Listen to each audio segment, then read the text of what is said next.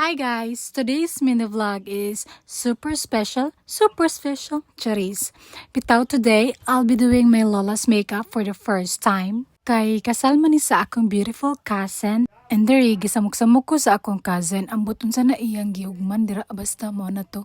So continue na ta sa atong pag-makeup. Kay hapit na pud na ang oras no, so let's go! Fighting makeup artist for today! So continue ta sa atong mga yongo sa life. Naragi, kilayan na anak ko akong lola for the first time. And dapat daw, gwapa pud sila. So, ako ilang ipa-makeup kay para daw walay bayad.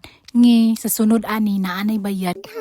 Anyways, nadugay ko kilay sa akong lola o kitaan, nadugay jud ko as in nadugay ko kay I don't know. First time ang gud akong nakilayan ang akong lola.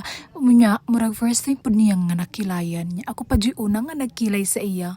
But anyways, kitaan na lang ni kay kapoy nagka ng voice over. Char, kitaan na lang ni ay kay nakasamok sa akong mga igagaw na sa likod nagsubay-subay.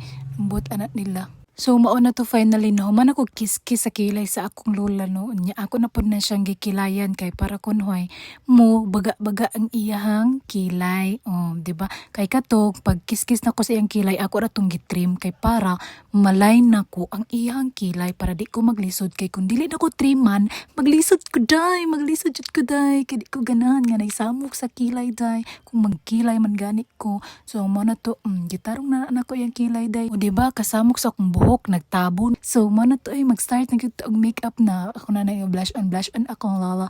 Char. Unya kay gisamukan mo kus baby hair sa akong lola di ako na siyang ipapiltag ing ana ampiran nagpa-pink og aping di ba nagyaw-yaw na akong lola dira ron kay unsam daw ko na basin baga na daw ko na kayo ang iyang makeup dira bisag dili jud buga ay ambutan sa akong lola. Anyways guys, for awareness of everybody, bitaw, for awareness of everybody, I'm not a professional makeup artist. I can do makeup lang. Simple makeup, just a simple makeup kay ako tarag makeup sa akong mga cousins.